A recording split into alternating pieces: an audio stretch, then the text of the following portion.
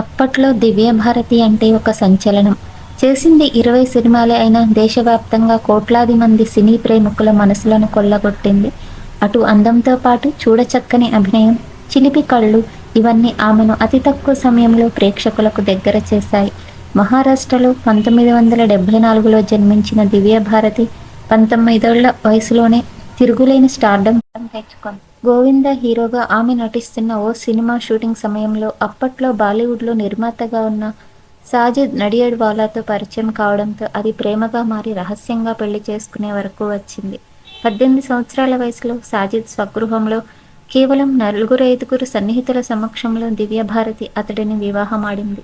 వివాహం జరిగిన ఏడాదికే దివ్యభారతి ముంబైలో అనుమానాస్పద స్థితిలో మృతి చెందింది. ఆమె మృతిపై ఇప్పటికీ చాలా అనుమానాలు ఉన్నాయి. ఆమె భవనంపై నుంచి క్రింద పడి మృతి చెందిందని ప్రపంచానికి తెలిసిన విషయం. దీని వెనుక అసలు ఏం జరిగిందన్నది ఇప్పటికీ ఎవ్వరికీ అంతుపట్టని రహస్యంగా మిగిలిపోయింది. సాజిద్ ఆమెను తీవ్రంగా కొట్టాడని, పెళ్లైన ఏడాదికే వారిద్దరి మధ్య విభేదాలు కూడా తలెత్తాయని, ఆమె చనిపోవడానికి ముందు కూడా పెద్ద గొడవ జరిగిందని అంటారు. తెలుగులో విక్టరీ వెంకటేష్ హీరోగా వచ్చిన బొబ్బిలి రాజా సినిమాతో హీరోయిన్గా ఆమె పరిచయమైంది.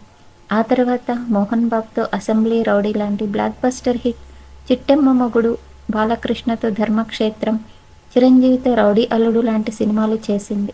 ఇక చివరిగా ప్రశాంత్తో తొలిముద్దు సినిమా చేస్తుంది. ఆ సినిమా షూటింగ్ 60% కంప్లీట్ అయింది. ఆమె చనిపోవడానికి 2 రోజుల ముందు కూడా ఊటీలో వేసిన స్పెషల్ సెట్లో షూటింగ్ జరిపారు. ఆ తర్వాత షెడ్యూల్ హైదరాబాద్కి షిఫ్ట్ కావాల్సి ఉంది. హైదరాబాద్లోనూ స్పెషల్ షెట్ వేశారు. మధ్యలో 2 రోజుల గ్యాప్ వచ్చింది. దీంతో దివ్యభారతి దర్శకుడిని కన్విన్స్ చేసి ముంబై వెళ్ళి వచ్చేస్తానని, హైదరాబాద్ షెడ్యూల్కి ఉదయం కల్లా అటెండ్ అవుతానని చెప్పడంతో దర్శక నిర్మాతలు ఆమెకు ఫ్లైట్ టికెట్ ఏర్పాటు చేసి మరీ ముంబై పంపారు.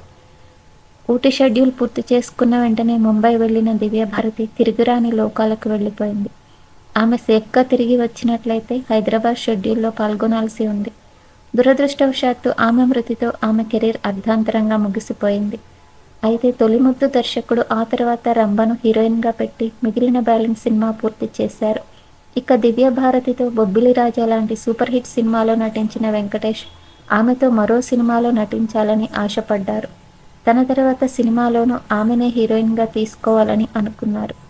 అయితే దురదృష్టవశాత్తు వెంకీ కోరిక తీరకుండానే దివ్యభారతి మరణించారు.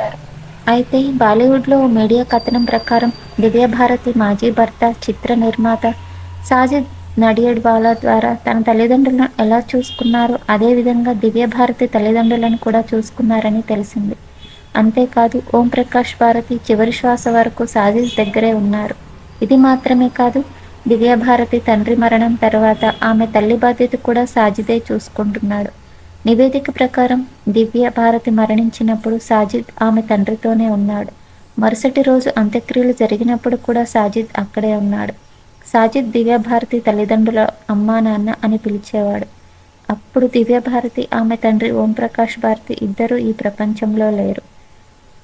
దివ్యభారతి ఈ లోకానికి వీడ్కోలు పలికింది. దివ్య జీవితం చాలా చిన్నది, కానీ ఆమె మరణం ఇప్పటికీ మిస్టరీగానే మిగిలిపోయింది.